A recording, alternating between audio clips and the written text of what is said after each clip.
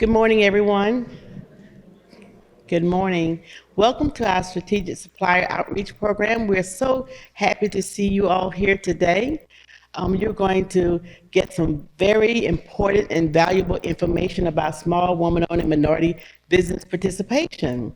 And we're excited today to have our president, Dr. Amaritas, with us, as well as our Diversity, Equity, and Inclusion Vice President, Julian Williams, and the Dean of the College of Arts and Sciences, Joel Samuels, with us, and our very own Associate Vice President, Venus Manigo, and she's our CPO. And she will be here today to also give you some very important information. At this time, if you notice that we have the cameras, this will be a recorded event. So we're going to ask that you please silence all devices. This event will be recorded and will be placed on our purchasing website so that if there's someone that's not here today, or if you would like to visit this presentation again, you will have the opportunity to do so, because I promise you, you're going to be getting some great information today. So before we get started, I want to introduce our staff. I know everyone has heard that we're limping in the procurement department.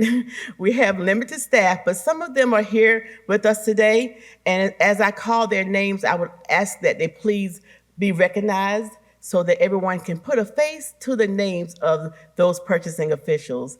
I'm going to start with Kim Rose. She's our P-card administrator. Kim, wherever you are. We also have Lana Widener, who's our PeopleSoft coordinator. Lana. We're so excited that we have Charles Johnson back with us again. He does all of our complex procurements. Charles Johnson. Heading our goods and services team is Kristen Maas, and she handles all those complex RFPs as well. On her team, I think here is Warren Ziegler. You'll see him handling most of those memos, food memos, and purchase orders. On the construction side, on our construction team, we have the newest member of our family, and her name is Candace Golston. Candace is here. On Candace's team, she has Michelle Robinson, who handles the professional services construction projects. And we have Amy Risch, who handles the regular bid projects for the construction side. Amy Risch. And I will be remiss not to introduce our receptionist, the person that helped keep everything together for us, and that's Andrea Johnson. Andrea. Did I omit anyone? Okay, we do have a few that are at the office, but I just wanted you all to be able to put a face to the name of our buyers, and we are still trying to get some more buyers in place to help with those solicitations when you send them. So at this time, I'm going to ask our Associate Vice President, Venus Manigo, to come up, and she's going to give us the purpose of this initiative, of this program. Venus? Before Venus comes, I am Clarissa Clark, the Director of Purchasing. Thank you so much. I had a nightmare last night that nobody was going to show up to hear what we had to say, or that if everybody showed up, I wasn't going to recognize anybody, because I've been here probably since the university started in 1801, it seems like. But I've been here for over 30 years, so it's really good to see the faces in the audience today. So I first want to thank everybody for taking time out from your busy schedules to attend this event today, because it's an event that is going to explain an initiative that's very dear to our hearts. But I first wanted to share the fact that there is something that's actually written in the Code of Laws for the state of South Carolina that gives us the impetus to do what we're doing. There's a general statement of policy that the General Assembly declares that business firms owned and operated by minority persons have been historically restricted from full participation in our free enterprise system to a degree disproportionate to other businesses. That has been recognized. There is also a statement that the General Assembly believes that it is in the state's best interest to assist minority-owned businesses to develop fully as a part of the state's policies and programs, which are designed to promote balanced economic and community growth throughout the state. This will be displayed on our website so you can read the rest of it yourself, but understand that everything we're doing is in keeping with the law and making sure that we provide the assistance that's needed to these businesses. So what is a minority? In the state of South Carolina, a minority is a United States citizen who is economically and socially disadvantaged. This includes Blacks or African American, Hispanic Americans, Native Americans, Asian Pacific Americans, and in South Carolina, they've added women as a minority. So understand that those are the groups that we will be targeting.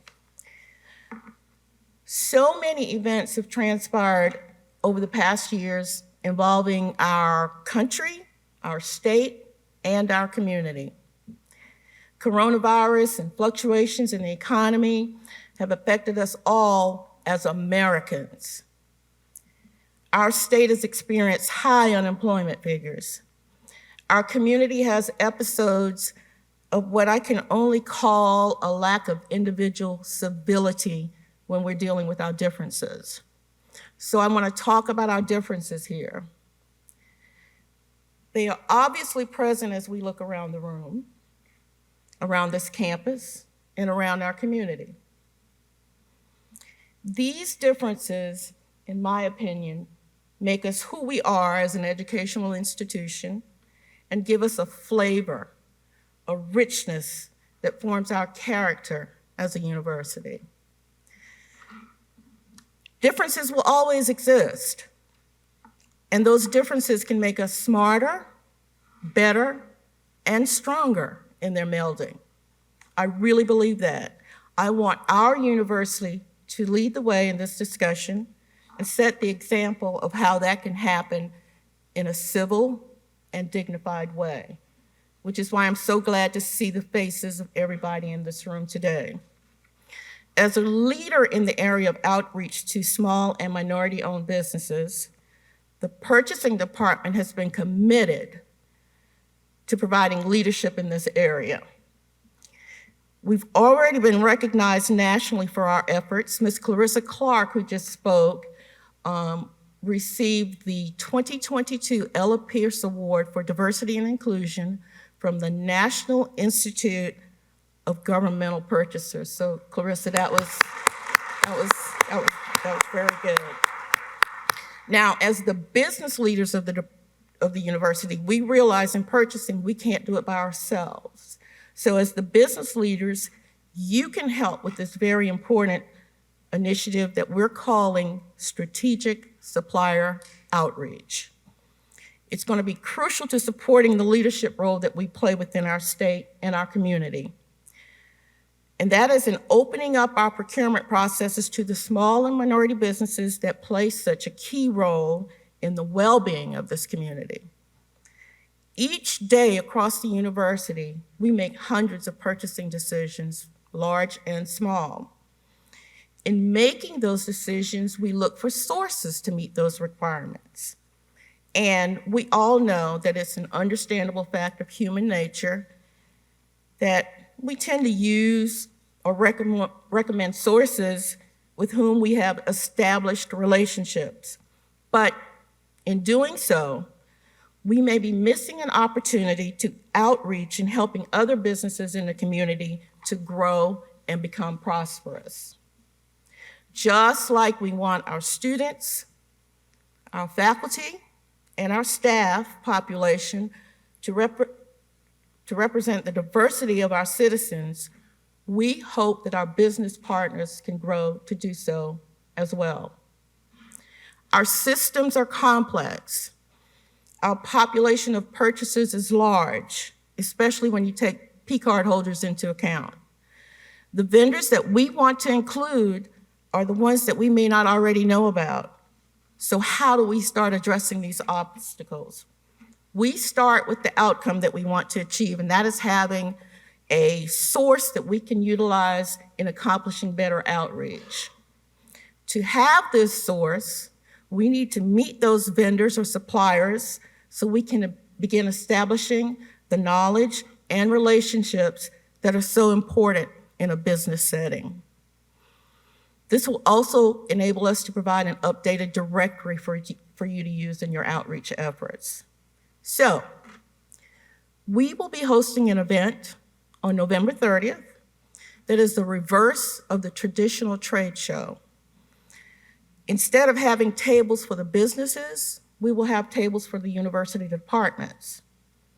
For each department, we will work with you to come up with a list of goods and services that are more commonly purchased outside of things like state contract and sole sources. And we want to display a list of these on each departmental table so that the businesses can more easily meet with the department staff to purchase what they have to offer. You should all have sign-up sheets that should have been given to you to use for this purpose. So please sign up and turn those sheets in at the end of the meeting. The event we're hosting is a business expo at the Traditions Club at Williams-Brice Stadium on November 30th. We plan to do extensive advertising for this event, and this will be our opportunity to show our interest in outreach and inclusion. We also want to provide educational workshop for the businesses that will be attending. I have 3 things to ask of you. First, sign up using the sheets that you've been given so that we can reserve a table for your department. Second, please include as many of the new businesses that we meet at this event in your future purchasing actions, as well as those suppliers that are already in our directory. Third, please use the tool that we have developed to record these outreach efforts. We will provide a demonstration on the use of the tool called a record of business solicitation. This tool will be used to provide updates to the president and the university administration on the level of outreach that we are performing. We'll be able to look at outreach by division, by department, and by individuals. We ask your help in doing this, knowing full well that it's not an easy thing to accomplish. But as I look around the room, I see the faces of the business leaders in this university that do the right thing instead of the easy thing. And you do it on a daily basis in making this institution work well. We need you to be an integral part of this event. It's going to take passionate advocacy, which is what we have in purchasing. We have a passion for making sure we include these businesses in our processes, and deliberate efforts to ensure the success of this targeted strategic outreach program. So to that end, I'm done pleading with you. I'll turn the program over to President Emeritus so he can relay his vision for us to move forward. He will be followed by Julian Williams, Vice President for Diversity, Equity, and Inclusion. Then you will hear from Joe Samuels, Dean of the College of Arts and Sciences. Again, I thank you for attending today, and I look very much forward to seeing you all on November 30th, and get the word out so that if someone's not here, they understand how important this is to the university, and they will contact the purchasing department and also sign up to be a participant. So thank you very much.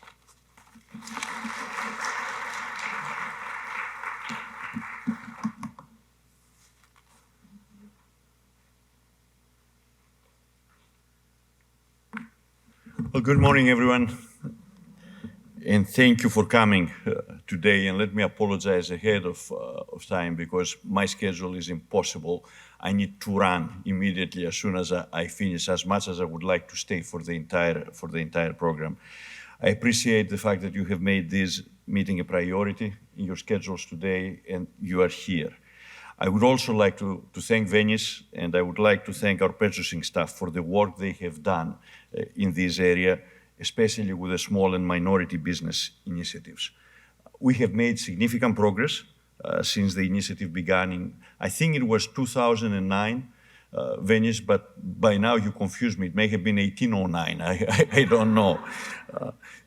And we are committed to renewing our support for greater interaction with the minority businesses in the community.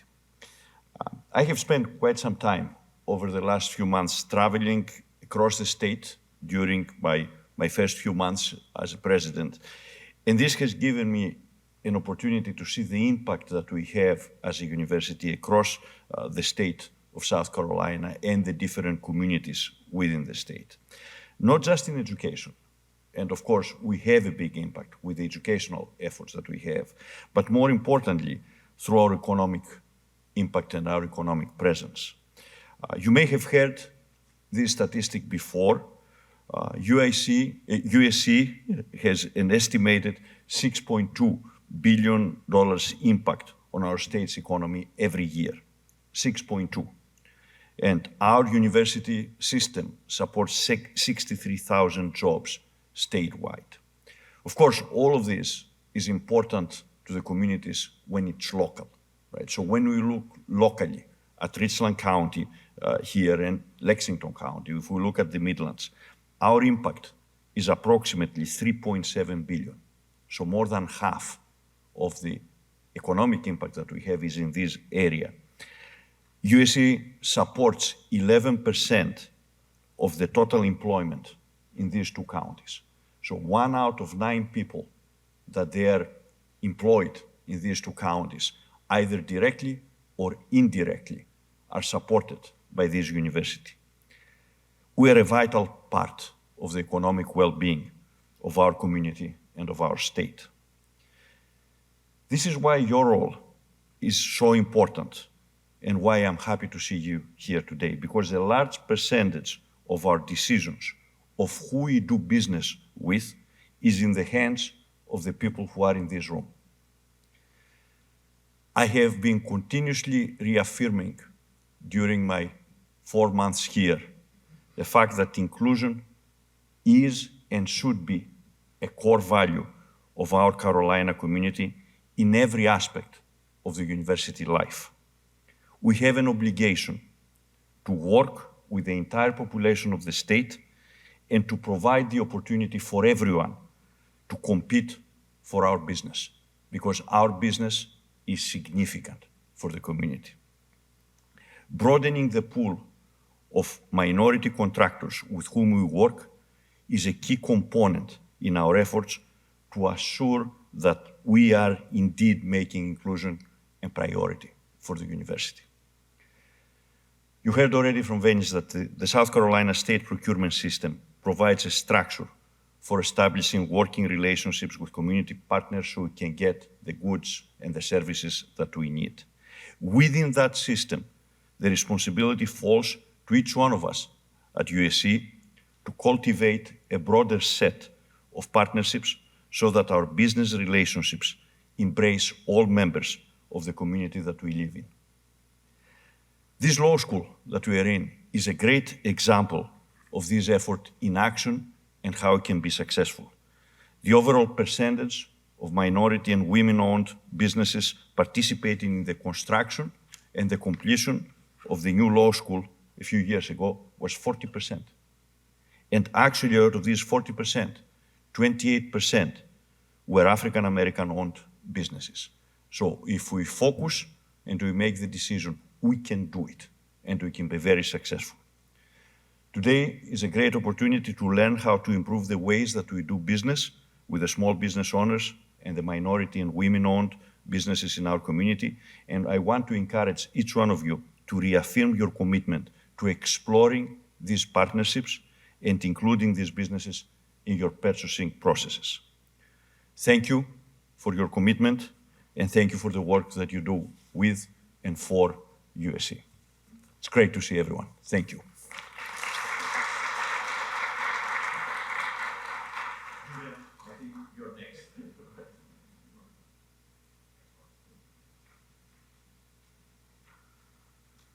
right, good morning, everybody. As a former law school graduate, every time I come into this building, I shudder just a little bit. But we are here on an excellent occasion to, as the president mentioned, reaffirm our commitment, declare our intentions and intentionality to think about how we engage with this community. So I wanted to start my remarks more broadly as we think about the value of what we provide here at the University of South Carolina.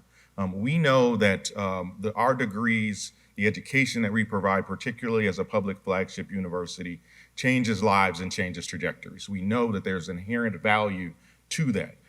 What we are struggling with more broadly, though, is how we demonstrate that value to our community and to our greater society.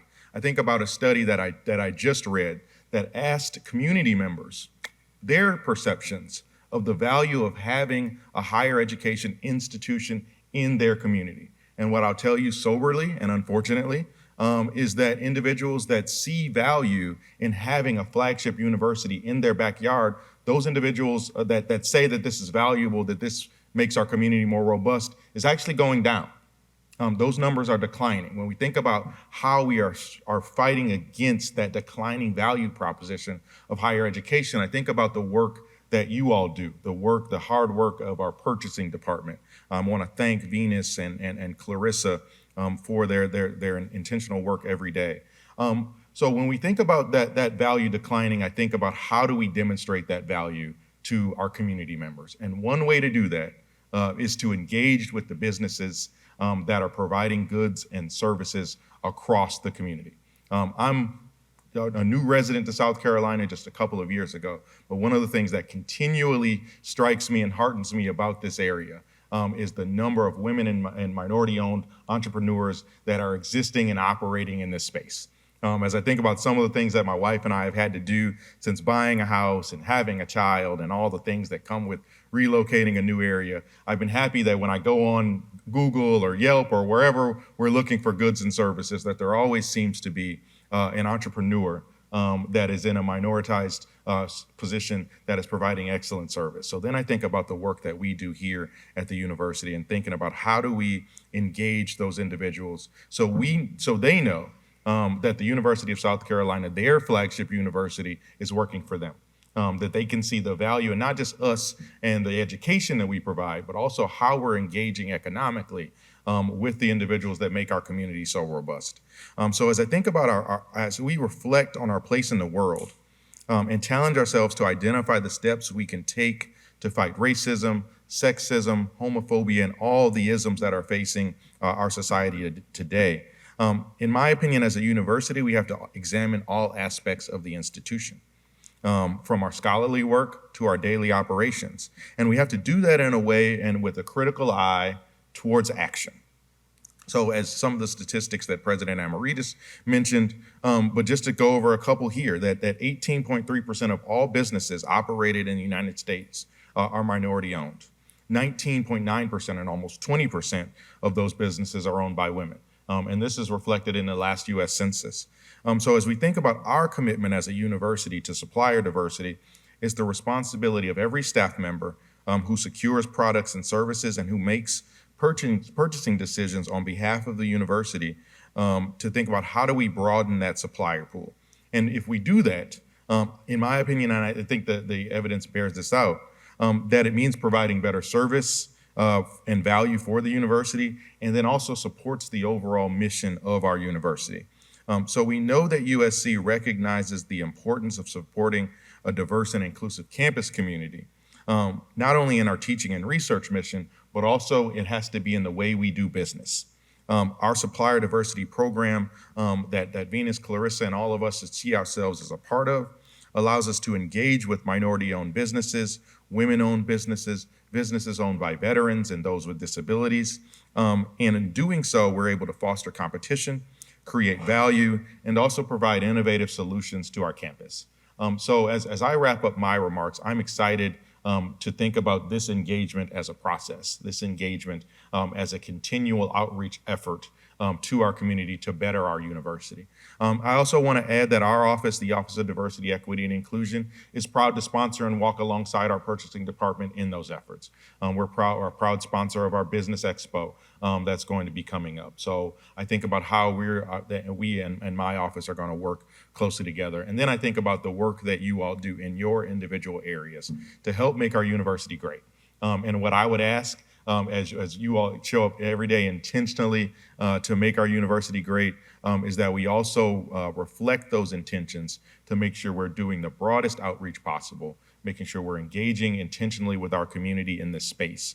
And in doing so, I think that that's how we have an impact on that study that I mentioned earlier, where individuals, when they think about Columbia, South Carolina, and South Carolina more broadly, can see the inherent value of having an excellent Research One flagship university in their backyard. So I want to wrap up my remarks there. Thank you all for all of your intentionality and attention, and then turn it over to my good friend, Joe Samuels, Dean of the College of Arts and Sciences. Thank you.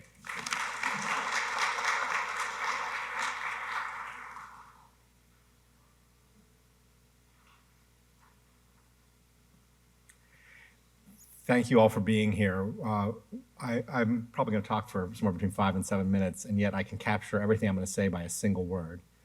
I was really proud that I was going to use this word, but one of the dangers of following my good friend and colleague Julian Williams is that he and part of why we're so close is he used exactly the same word, and that word is intentionality.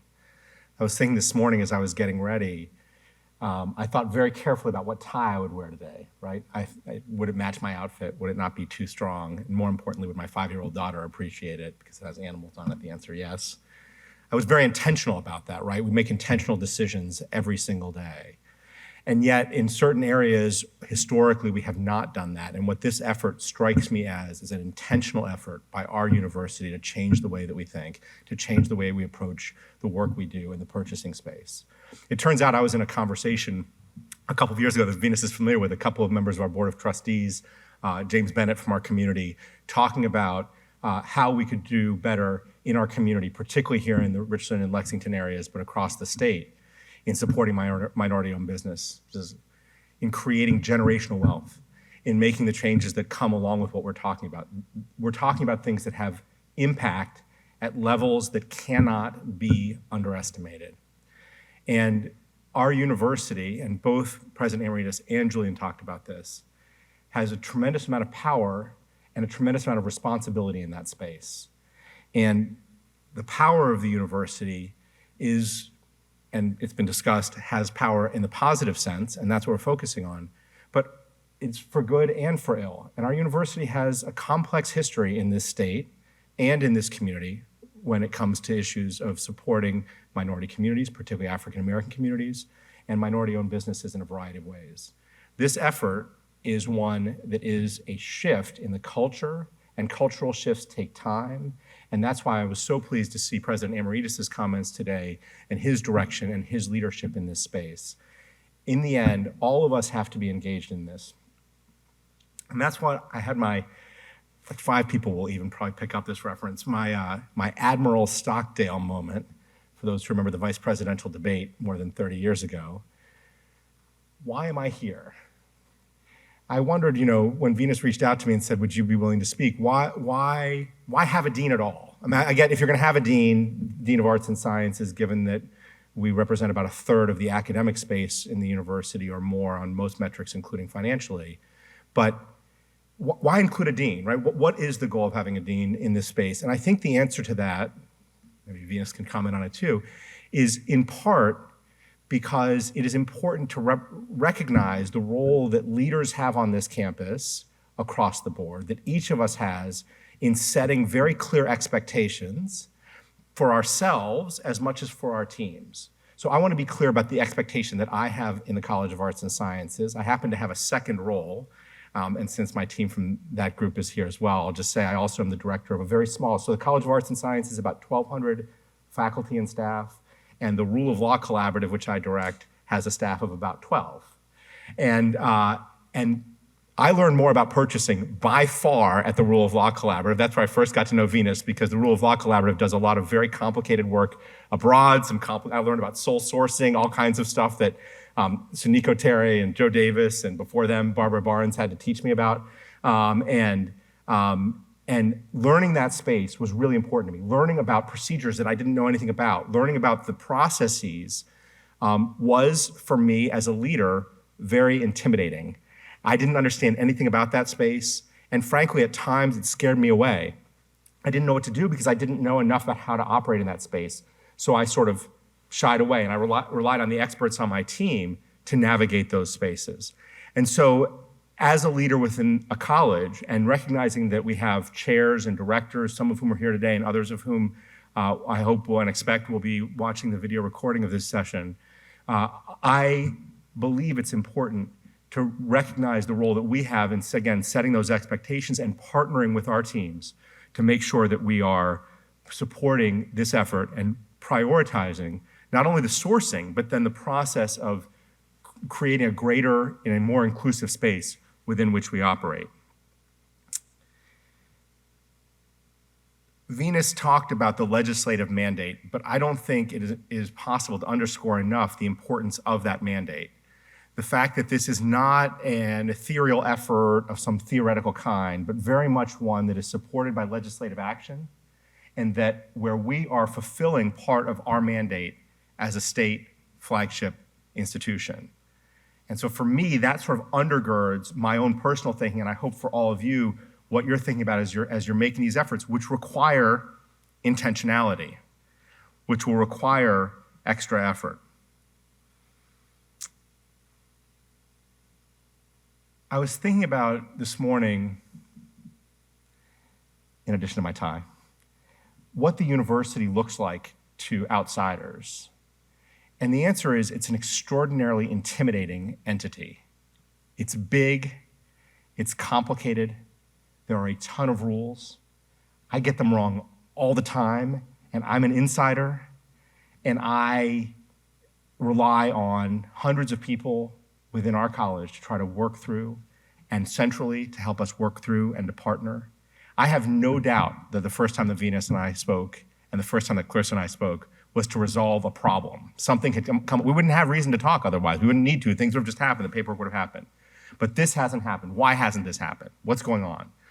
Well, there's a process, and here's the process, and here's what you didn't do that you didn't know. And while I was treated very gently, and I appreciate that, the reality is it was intimidating because it wasn't like there was some lack of intentionality by me. It wasn't that I wanted to not follow the procedures. It's that given all of the complexity and given that I was a newcomer to that space, I didn't know how to navigate that space. So now imagine being outside the system altogether. Then recognize the empirical evidence we know that as a general matter, minority, particularly as Michael defined it, and or as Venus defined it, minority-owned businesses, minority stakeholders, that is to say, individuals of color, women, that is to say, everything I'm not, as Venus and I were chatting about earlier, that is non-white men, as a general rule, enter these spaces with less comfort, feel like outsiders, are made to feel like outsiders at times, and as a result, are even less likely to feel comfortable entering these spaces, are more likely to talk themselves out of even getting in the game, of even applying, particularly as on a first-time basis. So we have all that evidence. We know that that happens. So what can we do? Well, part of our role at the Expo on November 30th, and frankly, every day between now and then and after that day, is to find ways to be encouraging businesses and individuals to feel safe entering that space. By the way, not necessarily to be successful on the first pass. That's okay. But to learn lessons from that, to figure it out, and then the next time, and then the next time, and then they become insiders. And then they partner with other businesses in the community, and they too become insiders. And that's how you break down the intimidation factor of a large institution, which, by the way, does not inherently intend to be intimidating. It's not the goal of the institution to be intimidating. It's the goal of the institution to exist. And so we are the stakeholders. We are the people who create the space and who can change how the course of this large institution operates. So we have a president who has given us a very clear message and a very clear mandate. We have a department that has made it clear what their goals are. We have a legislative mandate that drives what we're going to do. And I hope and expect that we have leaders across this campus who share my commitment, the College of Arts and Sciences commitment in that space. So I just wanted to share that message with you. I want to thank you for all that you do, whether you're inside our college or anywhere else in the university as partners. And I want to say that our commitment is firm and strong. And I thank you, Venus, and I thank you, Clarissa, and I thank this entire team for everything you're doing in this space. Have a great day. Thank you all.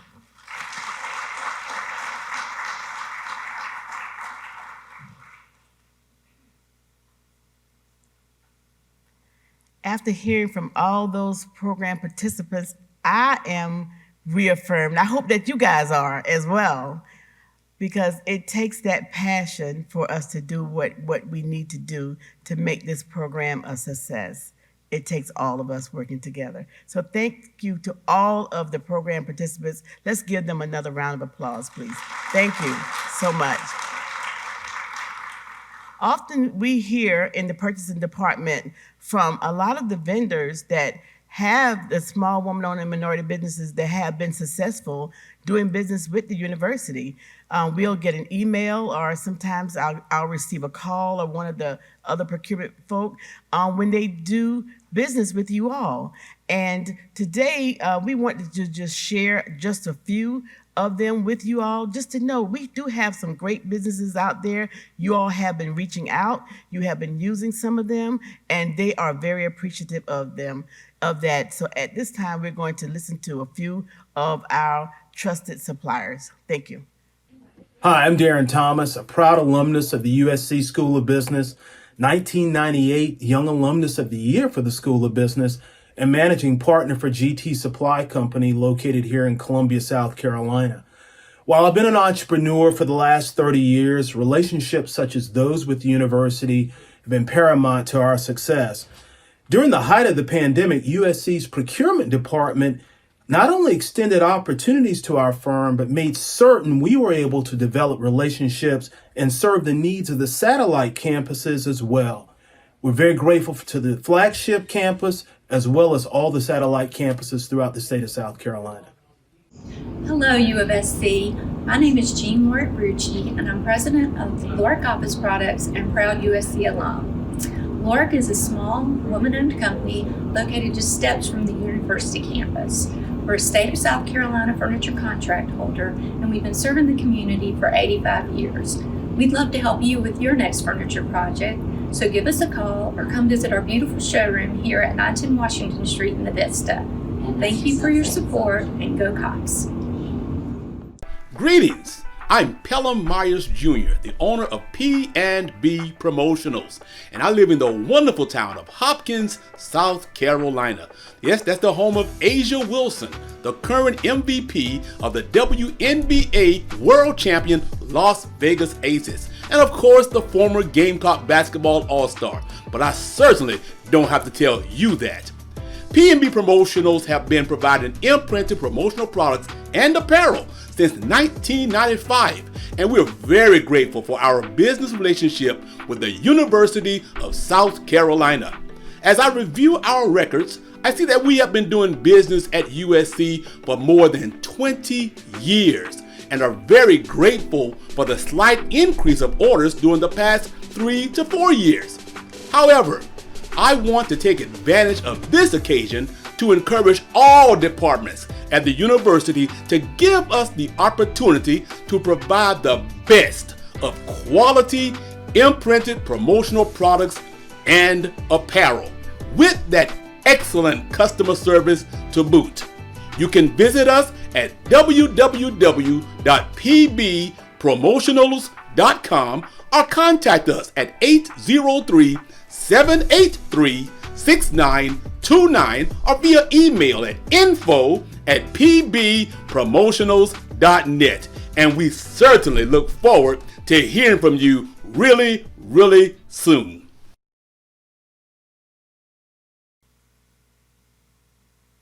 Just a little bit about those three vendors. GT Supply, when we were going through the pandemic and we were having difficulties trying to find masks just for all of us to be safe, that particular vendor was one of the ones that helped to find those sources of supply for us and delivered on time every time. And we were very appreciative of him for doing that, because there were times where we had orders with some of the larger companies and the federal government took the orders from us. So we could not get the mask as we were trying to get them, as well as the sanitizer. And he was able to get them for us. So we are very appreciative of him for doing that for us. And the next company, which was Lorick, Lorick is on state contract. It's one of the furniture companies that are on state contract. So keep that in mind. Being on state contract means that it has already been competitively bid. So when you're looking at getting furniture, consider Lorick. They can give the same level of service as any of the other vendors that are on state contract. And P&B Promotionals are on a contract in the purchasing department on a fixed price bid. So it has already been competitively bid as well.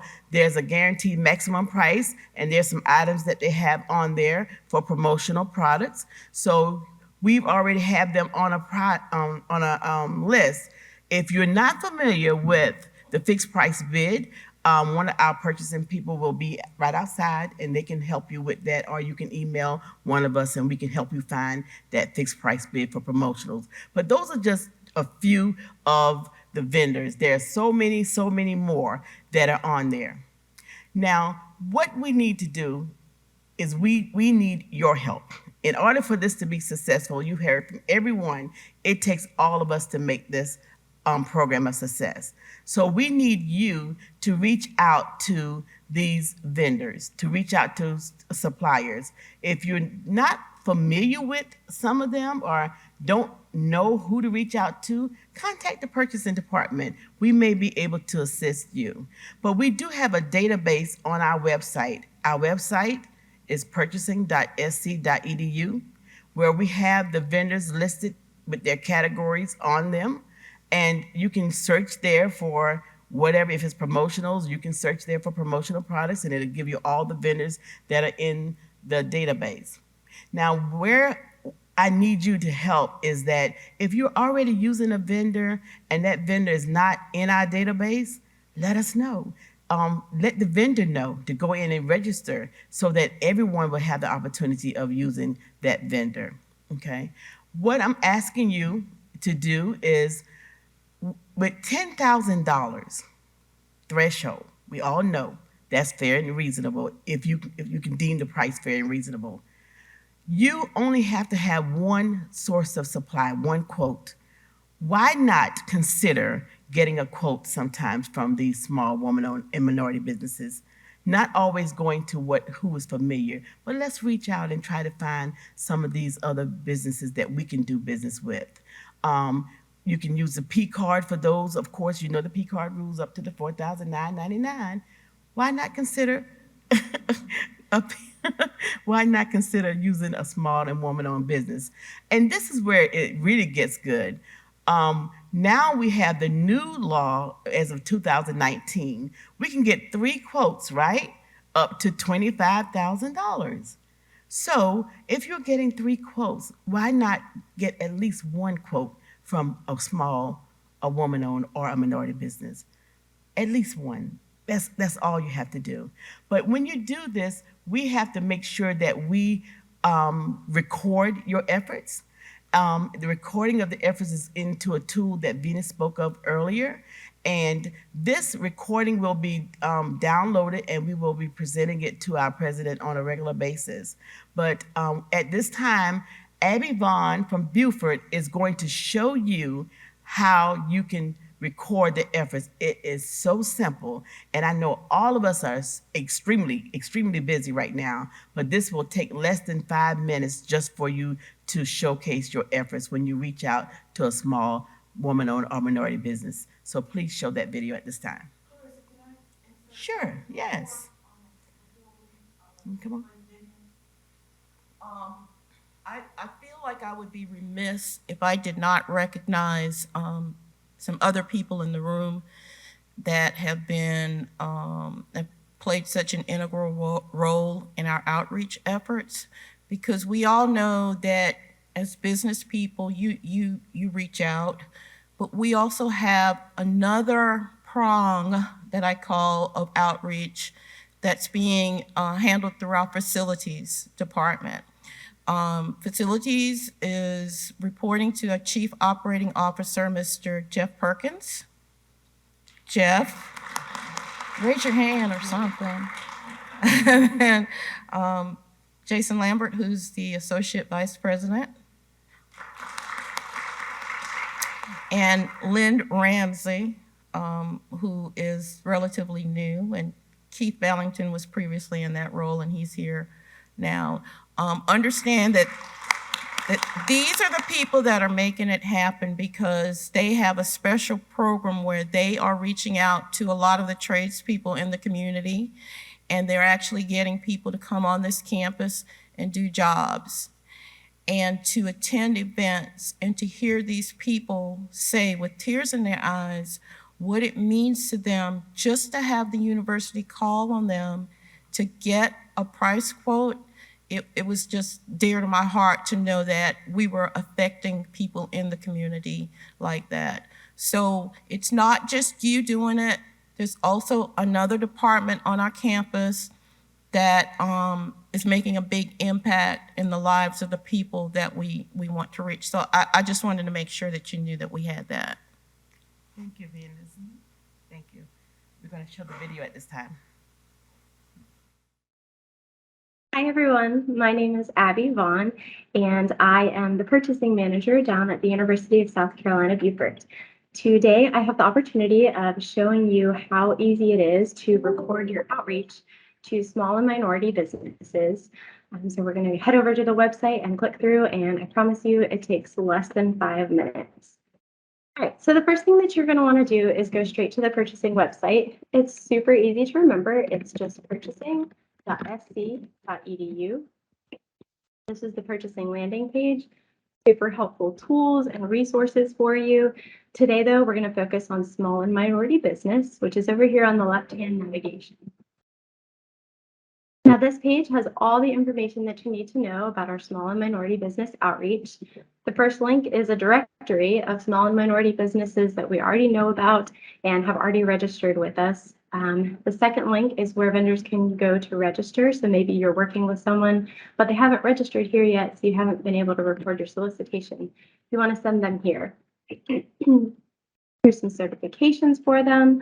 But what we're going to talk about today is right here, the next to last option, record of the business solicitation, which is a super fancy way of basically saying we're going to record every time that we reach out to a small and minority business for a quote for goods and services. Now, I know you all are experts and you already know that first, of course, we're always going to go to state contracts to see if a state contract exists for what we need. But if there is no state contract in place, the next thing you want to do is definitely reach out to a small minority business. That should be our second stop always. You can go up to this directory up here. In today's exercise, I'm looking for pest control services. Super handy navigation. You just type in what you're looking for and all the options come up. You can scroll through, you can call one of them, you can call all of them. Today, I'm going to call Titan Termite because they're in North Charleston, which is a little bit closer to me.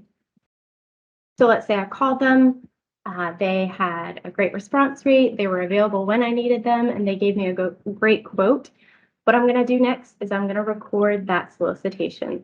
Again, a fancy way of just saying, recording that I reached out to a small and minority business. You're going to click that link. It has you log in with your network username and password, same way that you log into any other university system. And this next page is all it is, less than 5 minutes, just a few identifying information about yourself at USC Beaufort. Here's my operating unit, my department, and your department name. It already should populate your name. What were you looking for? So I was looking for animal pest control. What business did I go with? All the way down to the T's. There we go, Titan Termite and Pest Control. All right, now, here, this last button here, awarded. What does that mean? While we understand that not in every case is the small minority business going to be the perfect fit for you, sometimes maybe they're not available until November, but you need it in 2 weeks.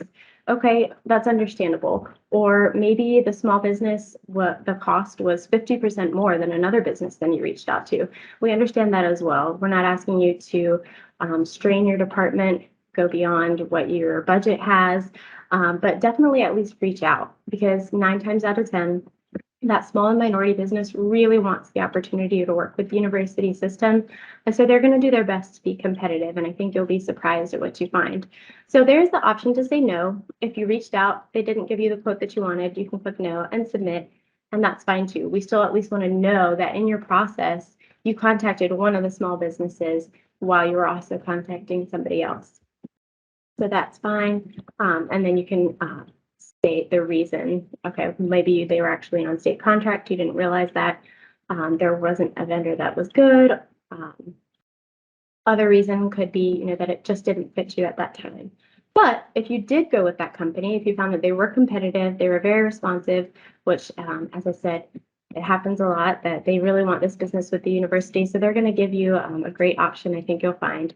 So you can say yes, the amount of award. I'm going to say today, I spent $2,500 using the pest control services. And then you click submit, and that's all. It's going to send it straight on to the purchasing department, and it really helps us in recording all of this and reporting all of it and showing that we're doing a good job trying to reach out to these small and minority businesses and giving them a piece of the pie, in essence, of your budget. So that's pretty much all it is. It takes less than 5 minutes. It's super easy. It's right on the purchasing homepage. I know all of us across the system, we wear a lot of hats and we're very busy, and sometimes adding another step in the process can be intimidating, but I promise you, it is just that easy how I showed you. You just go to the website, enter in your information, who did you contact, and did you award them? And that's it. I know I have not always been the greatest about this over the years, so I'm making a promise to Clarissa now that I'm going to do better, and I hope that you'll join me too, and that you'll agree that we can all do better on it together. Thank you. Abby did a great job. She was one of the ones that did it, always would do her solicitation outreach. As she noted in her presentation, if you reached out to a vendor and you did not use them, we still need to know, because that outreach is important. That's what we're trying to maintain. But if you did use the vendor, of course, we need to put that in there and put the dollar amount so that we can have that report as well. So the any outreach, any opportunity that was given to a small woman-owned or minority business would be captured in our database. Okay, so as I said, this is the time where we're soliciting to you for your help. Abby just showed you how easy it can be. Do you all guys think that is something that you can do? Can you? Show of hands, anyone? Promise, that's what I want to hear, thank you. Okay, so we're going to have this placed on our website so that if you ever need to go back to that presentation, you can see just how easy Abby did it. And you can always reach out to us as well. But our next steps, you were given a sheet when you came in, and that sheet you had your department information, and then there was a box about items that are most frequently purchased. Venus mentioned it earlier when she was speaking. We need that information so that when we have our event November the 30th, we will have the opportunity to put those items on the tables where you will be sitting, so that when the suppliers come through, they will know, okay, this person is looking for promotionals. I do carpet. I don't need to go over there. I need to talk with someone that does the carpet, so that they can be streamlined to talk with the people that really are making the decisions. You guys are the decision makers, and we need to make sure that the suppliers are speaking with you all. Okay? So it's important that you please fill that form out, and our staff will be at the table right outside to gather that information at the end of this program. But our goal is to make sure that we maintain our position in the state. The university, under Venus's leadership, has always been at the forefront in this initiative. Of course, with the pandemic, almost everyone just got off track a little bit. But I think we did pretty good, Venus, even during COVID, because our participation goals increased during that time. But we always were at the forefront. This University of South Carolina are doing things for participation that no other state agency is doing. And that is, we're breaking up our projects into smaller pieces just to give opportunities to small and woman-owned and minority businesses because the state code says that we can do so, only if we're breaking it up for minority participation. We're also asking you all to do what we just asked you to do, reach out to those under 10,000, reach out with one quote up to 25,000. We're doing that. In the purchasing department, when we're putting out solicitations for you all, we ask you for a vendors list. When we ask you for the vendors list, we always go back and we ask you to please consider some small woman and minority business. And we also look for them. Now, please note, you're not always going to find someone that's doing a certain the commodity that you need, but we just have to make the effort and try, okay? You're not always going to find, I can tell you that, but just try to find vendors that we can send this information out to because it means a lot. As Venus said, we get the feedback just when they are given the opportunity to be a part of the process. So we have been acknowledged over the years for being at the top. I think Venus has even received awards for that. And we're not going to now, with our new president and new director and all of you, not keep up with that recognition in the state. In the state of South Carolina, above Clemson, above MUSC, above everyone else, we have been number one. And we're going to remain number one because we are the flagship university. But it takes you all helping. Okay? So our next step is on November the 30th, we're going to reach back out to you all after we receive these forms and ask you to be a part of that event. We will have tables that will be around the Traditions Lounge, this is called, and we're going to have the vendors to come to you all. So if you're not the person, please make sure the persons that should be there or the persons that make decisions are there. And if you need more than one table, that is fine. Just let us know. We just want to make sure that we have a good representation. Okay? Venus, anything else from you on our next steps? Come on.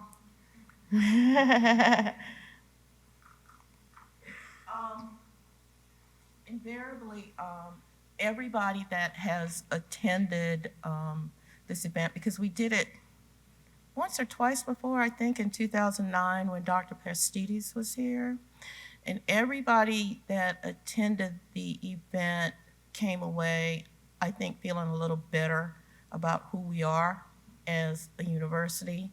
The relationships that were developed, some of them are still underway, and it's proven to be a game changer for a lot of these businesses. Pest control is one that comes to mind because it was a small company that we gave an opportunity. I think it started with athletics. He proved himself, and then he got something to preserve our historically important buildings. I don't know what the name is. I can't remember it. It was the chapel. Yes, and then he got, I think, a contract with our housing department, and everyone has loved the work that he's done. And you have to understand, we are not asking you to sacrifice quality in any way. All of these businesses have to be held to the same standard, but your outreach just means the world to these businesses. And we can't do it by ourselves. We have to have your engagement because you're the ones that do the initial seeking out of the pricing. And when Clarissa mentioned getting 3 quotes up to 25,000, you have to remember that the law changed, but you have to have a written request that you send to all of the people, and you have to receive 3 bona fide written requests back in response. But work with us. We're creative. We can help. We just need your involvement. That's it. I promise. Got it. She is very passionate, as I am, about this, so I wanted to make sure that all bases are covered. And I want you guys to go out as passionate as we are.